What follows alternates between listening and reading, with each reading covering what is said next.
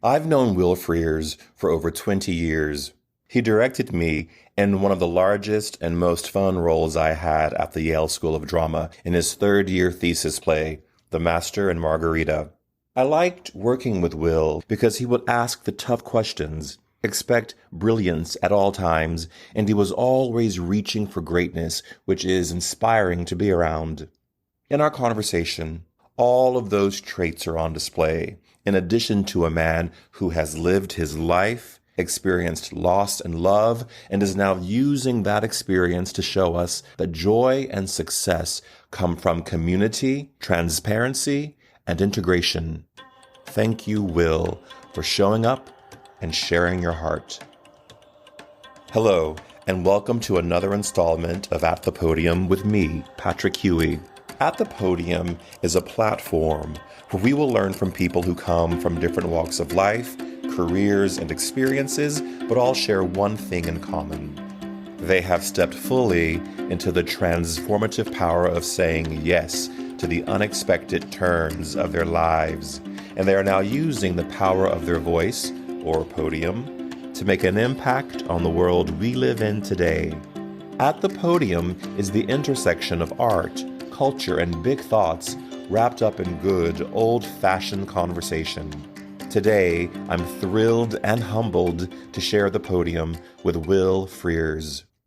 Will Frears is an award-winning theater and film director. His New York credits include Misery on Broadway, The Water's Edge at Second Stage, Penn at Playwrights Horizons, Rainbow Kiss at the Play Company, and the Pulitzer Prize finalist Omnium Gatherum at Actors Theater of Louisville.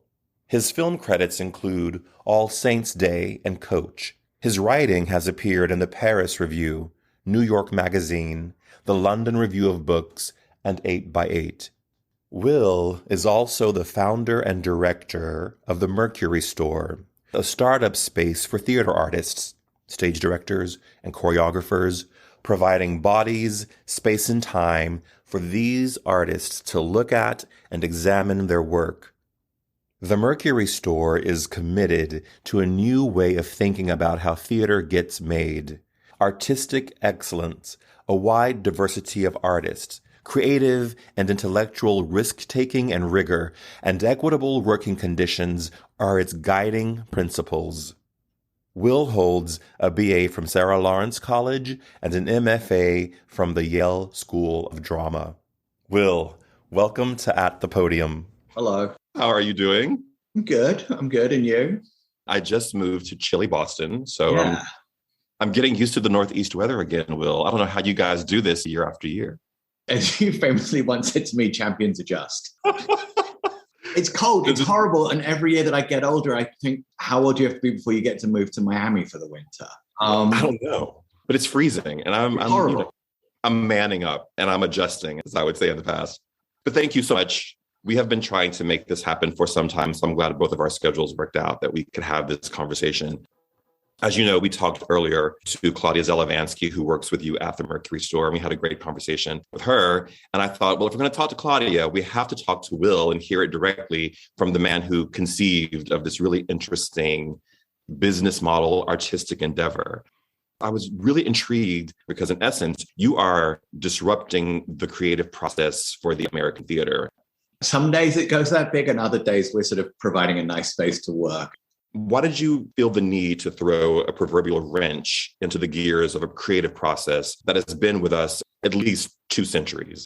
I don't know that so much as throwing a gear into it or anything so large. I think it was more just trying to think about a different way of making work, a different sort of point of entry and a different way of imagining what a piece of theater might be and how it might be made.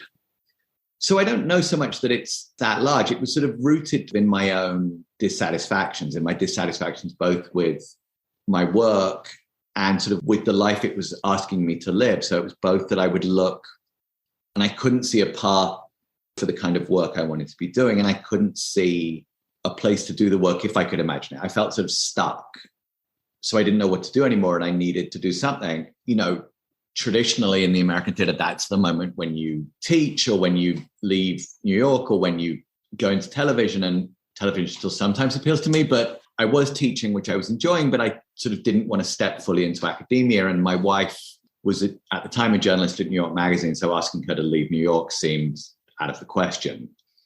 So there was a sense of needing something to do, which was quite a lot of it. And with that, a sense of like, what are my dissatisfactions that are sort of characterological, and what are my dissatisfactions that are systemic, so that someone with all the privilege and access that I have could still feel so stuck? What would that feel like if you weren't fortunate enough to have those opportunities? And so I sort of began by asking myself those questions and sort of trying to think about what I would like to do and how if I were to keep doing everything, I would like to make work. And then I sort of went out and listened to a lot more and asked the same people those questions and listened to them. And what was interesting was to discover that in sort of what I used to call director, which now seems like a slightly antiquated term, but the sort of theater artists who work in 3 dimensions might be the easiest way to say it. Those dissatisfactions were systemic, and that a lot of it came down to opportunities, that it's sort of the opportunity to be a director was so based either in dramaturgy and working with a playwright on a script on the page, or in production, in directing, having a set, audiences, previews. You were either in someone else's process or you were finishing your own.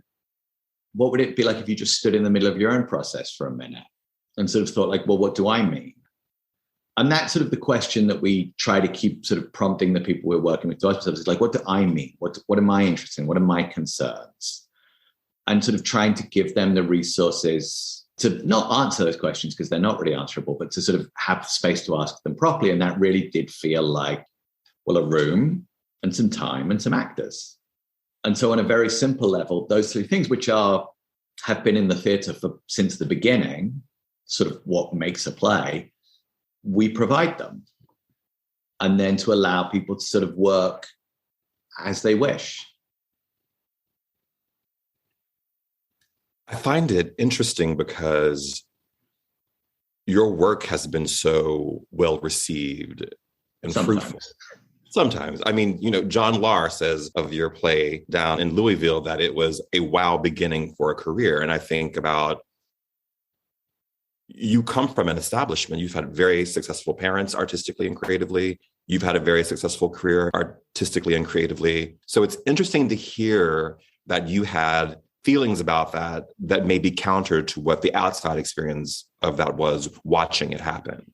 Oh, I'm sure not that I think people spend a lot of time thinking about me, but I'm fairly sure that, like most people, my insides and my outsides don't match. No, I felt sort of very simply stuck. And it felt, on some very simple level, it felt like a problem that I couldn't find a way to get from 4 people to 14 people, that I couldn't see a path just in sort of going from plays of the house to plays of the village. I couldn't find a path from one to the other, and that the things that I was interested in the world, the things that I was interested in weren't showing up in my work. And that was what prompted that decision, was that I couldn't see a path to the work I wanted to be doing. Or couldn't imagine what that work might be as well. So it really felt like inwardly stuck. It wasn't like I had sort of there were things I wanted to do, but it wasn't like I had some great dream that like one day I would do this or I would do that. It was that I couldn't imagine what I could do for the next 5 or 10 years that would sometimes, like, lightning would strike and I would get it right and it would be creatively fulfilling and it would fulfill the things that I like to do with my work. But that would always be kind of accidental. It would always be like, oh, look, I'm working with the right collaborators and we all speak the language and we disagree in the same language. And that it felt too accidental, too hit or miss. Do you think what you were feeling was related to the system or related to something else? Because it seems like... No, I think a lot of it was just my character. But you said you found other people who sympathized with what you were experiencing as a director. There was a sense of the kind of rootlessness of the work and the way in which, where you entered a process, it sort of jumped from one thing to another. And a lot of it was sort of not having an artistic home and not feeling that there were institutions, that you were a sort of pitching machine. You pitched, and in a lot of cases, you're at grant applications. And if you were good at those 2 things, you could have a career and that people would then want you to do the same things you would want to do. You know, that if you'd done a thing well, they would ask you to do it again. You know, at one point, an artistic director asked me to lunch and I was so excited to go. And, you know, we'd love to talk to you about directing. And I was like, that's great. And then I sort of thought they'd be like, well, we've been watching your work and we really think it's time for you to do Carousel, Henry V, whatever it was. And instead they were like, so what have you got? You know, what do you have in your pocket? And I just thought, well, I need somebody to put things in my pocket. I don't want to. It's not in my nature to be good at that. I want to be in a conversation in which ideas emerge, interesting, strange things. I want a space where I'm allowed to fail, where I don't live or die on whatever the New York Times said last time. Really, in a way, a lot of it was saying that I wanted a home. And I think sort of in some way, to answer your question, maybe slightly too personally, I had a home at home. I was married, I was having children, and I felt much more rooted in my family, rooted in my sense of self, rooted in a community. And so on a very simple level, the idea that I would leave that to go and work regularly just no longer made any sense to me. To leave. I left my oldest. I went and did a play out of town twice, one in her first 2 years, and it was awful. And I came back and she was like, who are you? And I thought, I don't want that. So it was just that feeling of being rooted at home, which was a feeling that had taken a long time to get to, was something that I wanted also in my work. I wanted routine. I wanted to be middle-aged. I wanted routine. I wanted sameness. I wanted the security of knowing that if I got it wrong this week, there would be next week. So you create a space for an artist, choreographer, director to create work without the encumbrances of an artistic director saying, give it to me right now. But it's more of a place where they can... It's a place to not finish. Okay. It's Go into that. What? Go into that. That's interesting. At one point, as it was being planned out, as a sort of exercise, I did a schedule for a year. And I gave myself, in some moment of hubris, I thought, I'll do a 3-week workshop with King Lear, which isn't a play I'm hugely drawn to. And then I thought, well, what would I do? And then I sat there for a minute and I realized horrifyingly that I would direct it. And I would have no idea at the end why I'd spent 3 weeks on King Lear. I would have a production that would be more or less good, depending on whether I'd gotten the sort of intangibles right. But I wouldn't know who I was in King Lear. Why had I done that? Who was I looking at? What was my relationship to it? What were my responses? You know, I met this director the other week and they told me the story about someone had said to them, you should do Taming of the Shrew. And they said, never. And then they thought, wow, I've never had that strong a response. I should probably do Taming of the Shrew to find out why I want to say never. It was a perfect encapsulation of what was interesting, to try and locate yourself in your work, to locate your curiosities, and to not worry about showing it to other people, to write a draft in 3 dimensions, and then to find a way to talk about that draft. Theater, in and of itself, as we know it, requires other people, doesn't it? Does it need to be seen? Are you saying that the journey is more inward as opposed to creating a consumable piece of theater for people? I mean, in the end, it needs to be seen, but I think it's more a question of when is it ready to be seen? And should it be seen? And are all things worth seeing? So one of the things that I think is so extraordinary about writers and playwrights is they write a draft, they show it to people, they hear it, they tear it apart, they start again. And they go through these extraordinary processes and exercises and conversations and collaborations and moving it forward and retreats. And should it be 3-act or 1-act? Should there be 7 people or 4 people? And at the end of that, they've made a thing. And then they say, here's a thing. So often when you're a director, you come in when it's already a thing. Right. And so it's not that it shouldn't be shown in the end. As the director, what would happen if you didn't get there when the thing was made, when you weren't moving the pieces around? What if you went through the exercise yourself?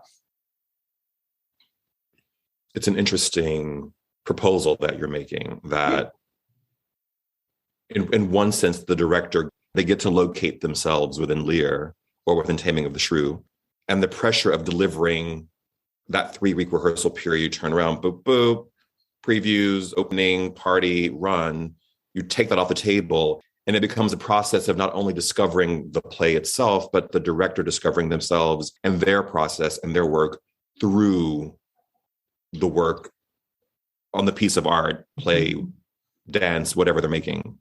And you're creating that space for them to do that. Yes. And in a way, I hope that it also creates a way to collaborate more freely, because it takes away some of the issues of reassurance. I mean, we all need reassurance, but you can talk about your work. You can show people bits of your work without being like, please say you like it because next week 1,200 people are coming.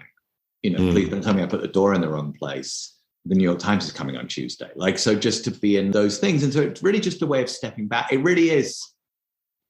It's just drafts. It's sort of nothing more complicated or more simple than a draft in 3 dimensions. Filmmakers have cuts of their movies that they show people. Playwrights have drafts.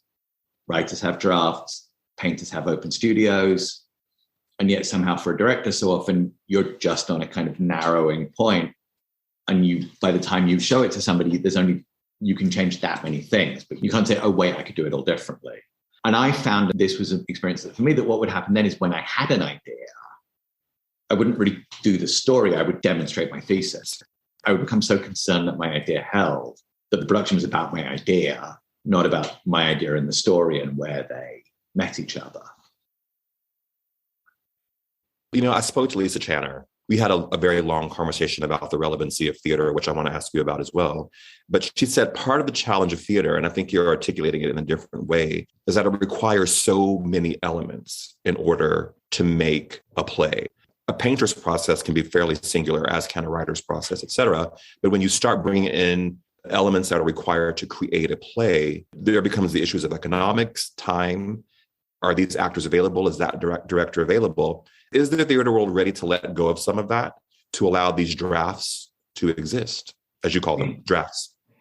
Those are the days when we're just sort of a nice space to come to work that doesn't do that. And we're just a kind of recharging station for your brain, so that even if the rest of the model holds to the thing it's always been, artists can come work at the Mercury store for 2 weeks on things that don't do that. And it can just be a way of sort of re-engaging your curiosity, your imagination, the things you're interested in, still without having to finish it. So if not, there was a few weeks ago, coincidentally, in all 3 studios, people working on Greek tragedy in different forms. And you think, I can't remember the last time I went and saw a Greek tragedy or when it was produced, or, it's not like you sort of can't turn around in New York without bumping into an Electra. But it was sort of wonderful to think that people were interested in it and playing with it and trying to understand what a chorus means and doing it in so many different ways, that even if nothing else holds, that's still sort of interesting. And the quiet life of just letting people work in that way is enough.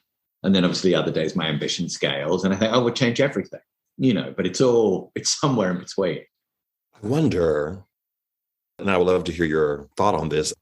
Do you think that theater can still be relevant given the requirements of a play as we traditionally do a play? And I mean, do you think you're talking about something pretty deep about artists locating themselves? And we talk about actors locating themselves within a role, but we never really talk about the director locating themselves in the role. We may talk about what we talk about the play and we talk about what their vision is, but we don't talk about, well, Will, what was your journey when you were directing us in The Master and Margarita? It never even occurred to me to ask that question. No, and it's an interesting one because when I revisit that, I think, I'd really like to do that again. And I wonder if I could do it in 90 minutes and make it really funny, because looking back, what I was constantly aware of was that I was doing my thesis. So I sort of puffed myself up. Don't you all understand how important it is? And that sort of now, as I find the world both scarier and funnier, I think, wouldn't it be wonderful to do The Master and Margarita in 90 minutes and make it like a sort of insane, tightly run, antic machine? And I couldn't have done that when I was 27 because what I was mostly doing, having a great time, was doing my thesis. I was doing my Lear in a sense. I wanted to be serious. And now that's less true. And in a way, I think when I was directing all the time, one of my strengths, my work was always better the funnier it was. Mm. And so looking and sort of had a kind of ironic view of the world and a way of finding the world funny. And I think that's because you have that ironic view of the world. Yes. And so I could feel when I wasn't working so well that I got not only less funny, but actively unfunny. I stopped liking the audience laughing. I was so concerned that they understood what I was doing. The slyness with which I could approach a play was being lost because I was too anxious. The things that were interesting in my work, I was sabotaging. I mean, a lot of this is to say, like, it's not that, like, I was some sort of, heroic genius and I was oppressed by the system. I was stuck in myself and couldn't find a path out of it. There are plenty of brilliant directors making dazzling, imaginative, highly personal work all over the place, inside and outside of the system. The trouble is, I wasn't. And so that was really where it started from.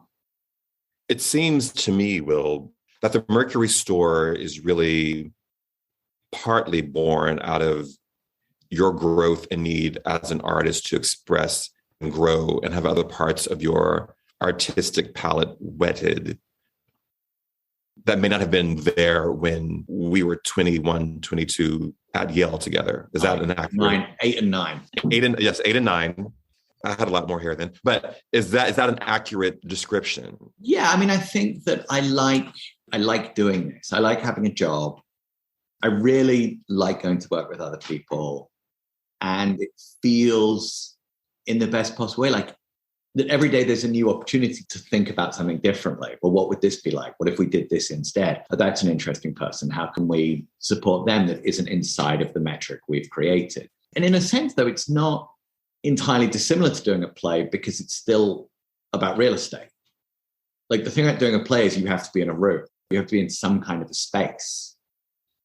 And we are, in the end, a space. Like we are a building with 4 studios and a certain amount of co-working space. There's only so many possibilities that are, so we can't do more things than the building will hold. We have X number of bathrooms. So in that sense, it is like a play. And so we reshuffle, but what if we did it this way instead? And that's really, in a sense, what that's trying to allow for is like an idea of ambivalence. Well, what if we do it that way and we don't like it? Well, then it's fine. So there's just this idea that it doesn't have to finish. We have these walls, we have a container, which is the building, and a budget, and all of those things. So it's really exciting to be the director of the Mercury Store and to be in that collaboration with people I'm lucky enough to work with who have much better ideas than me about what else we could be doing and have thought about it in completely different ways. So it's very, very fulfilling. And then also to know that like in 3 weeks, we're not all going to leave, I hope. And that's part of it too, is also to like bring people back. Part of the idea was to have a lab and part of the idea was to have a community center.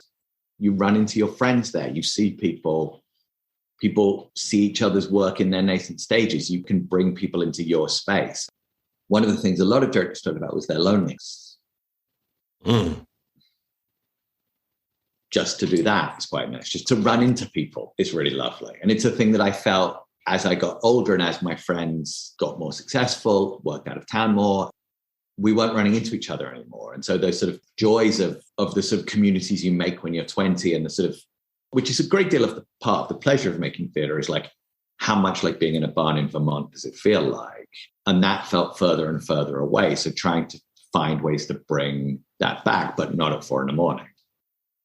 You're on to something quite revolutionary if you think of the true idea of what theater can be, which is the idea of community and collaboration. It's almost like you're breaking down the fourth wall in a sense. Yeah, I found that I was having a crisis when I went to the theatre, which was that the fourth wall, I forgot who I was. There was a way in which I was like, well, if you're pretending I'm not here, then do I exist? Like it sort of gave me a crisis. And realism gave me a kind of crisis. And so I became very interested in form, in the form of a play, in the form of a piece of theatre. And so part of the way the building is designed is, it's these large, very bright, painted white, light-filled rooms. And the idea was to have a form where you could look at something and you knew that you were in a nice room. It wasn't pretend. It's impossible to have a fourth wall in there. That's a formal thing about like, a piece of theatre which acknowledges that that's what it is. Musicals are great because they say, this is a musical, look, I'm singing to you. Do you see me singing to you? A good actor does it. Do you see me perform these amazing things for you? And the joy of that is so extraordinary. And so being in a room with people allows that joy to be sort of ongoing, I hope. rather than pretending. There's no obfuscation. There's no space to obfuscate in these rooms. That's very interesting, because I think so much of the last 100 years in the American theater, at least, there was this slant toward realism. The audience was the observer, but in many ways they weren't the participant. And so it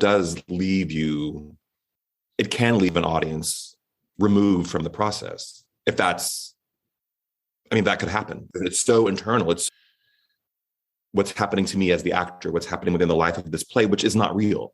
Mm-hmm. But a great actor always lets you know you're there too. Always is playing brilliantly to the audience at the same time. And that's part of the pleasure of watching those great actors, is they're fully aware of your presence all the time.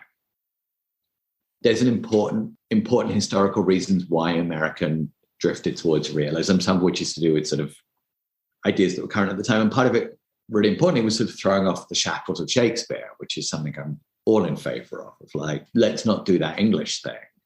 It doesn't, because the other great American theatre art form, new one, is the musical, which is extraordinary and is as theatrical as a thing might be. And what they're really brilliantly throwing off is Shakespeare. And then, as with all things that start off anti-canon, they become canon, and you have to go looking again. So that what was revolutionary is now the culture. Where did this come from? Was this there in 8-year-old Will? God, no. I think I still wanted to be a train driver then. I still want to be a train driver. It came, the sort of, the sad part of the story is that it came, my closest friend, who was a composer called Michael Friedman, who died 4.5 years in 2017, and was my closest friend and a much more imaginative and dazzling thinker and theatre artist than I could ever wish to be. And he and I talked a lot, and we talked as friends, we talked as collaborators, we talked as people in the field, we talked across all of these things, and we talked about his dissatisfactions and my dissatisfactions and I remember that actually, we went to the movies one night and came home and we're having dinner in my kitchen after the movie, and I genuinely cannot remember which of us said, what if you just made a space to do that? And so it really was born out of those long conversations with him in particular and with myself. And it was and it's also important that this doesn't sound modest. I'd been thinking that I would like to be an artistic director. I would like to run a theatre. I like the idea of programming. And then I thought, going back to the sort of community aspect and the family aspect, I didn't really want to work nights and weekends. On some very simple level, I wanted to be home for dinner. I wanted to take my kids to school and I wanted to be home for dinner. Again, it was maybe more people want to be home for dinner. And if you have a theatre, you're just changing the margin, you're shifting it a little bit and being slightly different. But this is a bigger idea and it doesn't exist. It was born out of unhappiness and frustrations and difficulties and ego, ambition, and the sort of where those two things could meet each other. What do you think Michael would say about the Mercury store today? He'd just tell me all the things I was doing wrong. I hope. I wish he would. I wish he was here to tell me. I like to think he'd be very proud of me. It's much less fun without him. There's a couch outside my office and it's sort of where I imagine he would sit and shout at me. And he sort of was in some way. He was so much more than this, and we're only a little bit of him, but what the Mercury Store is trying to do, he did. He wandered in and out of everybody's rooms. He talked to them seriously about their work. He shouted at them. He threw things out and started again. He read a lot. He read a lot of things that appeared tangential to his work and then showed up. He found the world funny and tragic in equal measures. All I am is a sort of pale imitation of his imagination and sort of trying to think about, I ask myself a lot, well, what would Michael do? And it's a good question to sort of keep yourself surprised. And restless, trying, well, what if we did it differently? And then he'd probably tell me I was a terrible person for some reason that I can't think of right now, but that would be how it would end. And then we'd go and have lunch. He was a very gifted human being. He was extraordinary, and he was a force, singly a force for argument and change and provocation and difficult questions and an extraordinary mix of being the most supportive and the most challenging person at the same time. So would ask you the most difficult question with the most love. And that's what we're, that's the aspiration, is those two things together, which he did so brilliantly, just in himself. As I was working on this podcast, I learned something about you that I never knew, and I've known you for over 20 years, Will. So I was surprised that you described yourself as a proud high school dropout. Oh my God, I didn't tell you. It's the thing I'm proudest of in the whole world. So I want to know what is that even about, Will? I was an unhappy teenager, and the form that my unhappiness took was that I sort of didn't do any work. I wasn't a particularly good rebel, but I was very good at not doing my homework. And I think because I was foolish, I also believed everyone when they said they didn't study for the test. And so I thought we'd all agreed collectively not to study for the test. And then it turned out that I was the only one who actually hadn't. At the time, I didn't like my school. A lot of it, I look back now and realize, was a kind of unhappiness that there was no institution that could save me, but it was also a kind of way of getting to America, of casting off things about my family at the time that I wanted to cast off, things about England that I wanted to cast off, and sort of find my own way forward. And so in a way, it's a story about coming here, running away from home when I was 17. I walked out of my last exam and thought, this is stupid, and left in the middle of it and came to America with a lot of pride and a lot of anger, and a kind of, I'll show you, I'll do it all. I say it now it's a joke that I say it, because obviously I have children, and if they dropped out of high school, I would be devastated, and I would think I'd let them down somehow. And I now see that the privileges of my education weren't wasted on me, even though I didn't give back what it was trying to give me. I can see what it gave me anyway. And I look back at it from the comfort of 2 degrees and a career and all the privilege I have. And it's sort of, I find it funny and slightly ridiculous to still call myself a proud high school dropout. And yet I remain quite proud of it. When I was 16, the headmaster of the school sent my mum a letter that said that, they couldn't insist that I leave, but they would suggest it because they didn't think I could really handle the rigors of the last 2 years of school. And my mum, all of it, unbeknownst to me, went and said, no, some nicer version of give them another chance, and got them to agree. And when I got my acceptance letter to Yale, my mum told me about this letter. She'd obviously kept it from me at the time. And I said, will you send me a copy of that letter? And she sent me a copy of the letter. And I Xeroxed my acceptance letter to Yale. And I stapled them together. And I wrote, go fuck yourself on it. And I sent it back to the headmaster.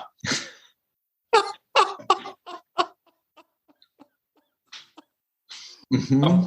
Of course you did. Yeah. So, proud high school dropout? Sure.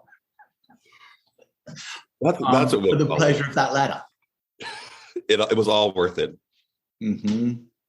And then actually, to be fair to the school, I also wrote to my form teacher, my class teacher, who'd been like a great champion of mine and looked after me and taken a great interest. And I wrote him a letter telling him that it had happened and that I'd sort of found my feet. And he wrote me back a lovely letter about how happy he was. So there's also that version of the story too, that it's not all rage and resentment. There was kindness there as well, and people who cared about me and looked after me. And I sort of wasn't capable of finding a path forward at the time. And so saying I'm a high school dropout is a way of reminding myself that I used to be a person who was a high school dropout. I'm not now.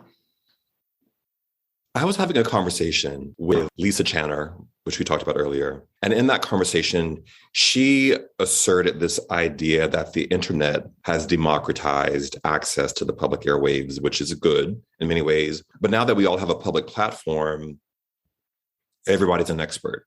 Everyone has a microphone. I wonder what your thought is about the idea of expertise in the current public discourse. And does expertise even matter anymore? I wish it mattered more. I say this, I've never run an institution before, and here I am running one. So in that sense, I'm an argument for amateurism. And I spent 15, 20 years watching how plays get made and learning how it all works. And in the building, in the architecture, in the way we program, there's knowledge. You can see what we know. So we've thought about things that people haven't always thought about. So I'm in favor of it in that sense, there's experience, but there's also sort of discomfort in the experience of like what didn't work. Subversion is crucial. And so the problem with experts is you end up in a rut. Critical thinking is what I'm a fan of. Problems have two sides. And if you think you're right in one direction, it almost certainly ensures you're wrong in the other one. And so experience, to the extent that it teaches you to ask that question, what am I doing wrong? What am I missing? Where's the mistake? What am I blind to? The problem is that once you start talking about the problem of the internet, you sound like you're a million years old. So I don't want to be like, oh, the internet. It's not. The internet's amazing. And I don't understand it. And it's extraordinary. So I'm not going to sort of start going on about my problems about the internet, because they're my problems about being 48, really. But like taking a step back, looking a little more slowly, these things at times seem, as I get older, seem more useful. I don't think Twitter helps that. I don't think Twitter rewards reflection, but I also think Twitter's amazing. Who were your biggest influences in your life, your career? Michael, a contemporary, but a huge influence. It's not so much like people as events. Like the first time I saw Do the Right Thing, and it exploded the world for me in a way that I didn't know was possible. The first time I heard The Clash, the first time I heard Public Enemy, the first time I was old enough to listen to Beethoven, the first time I read Philip Roth, the first time I read Beckett, and I never particularly had a mentor. I had people I talked to and people who sort of said interesting things, which I've gleefully stolen, but I'd never had that kind of a person who for many years, which again says more about me than about anything else. But it's really, I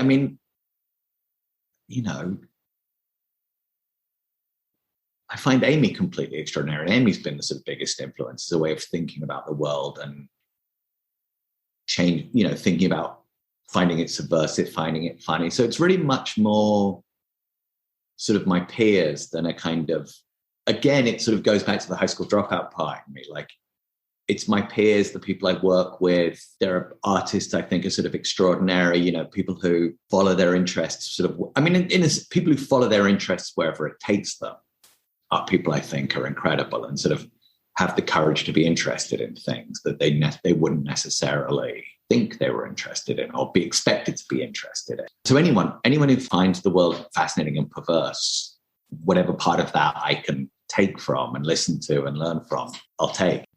I'm not so singular in my pursuit of an idea. I like to sort of get it anywhere I can. Anywhere that there's inspiration and ideas and people to admire, I'll follow them happily, and also happily when I decide that I don't like them anymore, act as if I never met. I'm quite... so I like to think that it's an ongoing process of inspiration rather than a kind of like any single thing that got me. Anytime I felt like I didn't know you were allowed to do that, I consider myself inspired. What was your biggest leap of faith? I think, there's sort of several ways to look at that. I think the moment I decided when I decided I could be happy, when I thought that sort of happiness was available to me, was it's sort of having taken a kind of whatever it is I'm against it position to then sort of choose happiness, to choose, I said, like, if I could do it all again, I'd do it all completely differently, but you'd have to promise me I'd end up here again. And I think the moment when I thought that was available to me, that was sort of the biggest changing moment.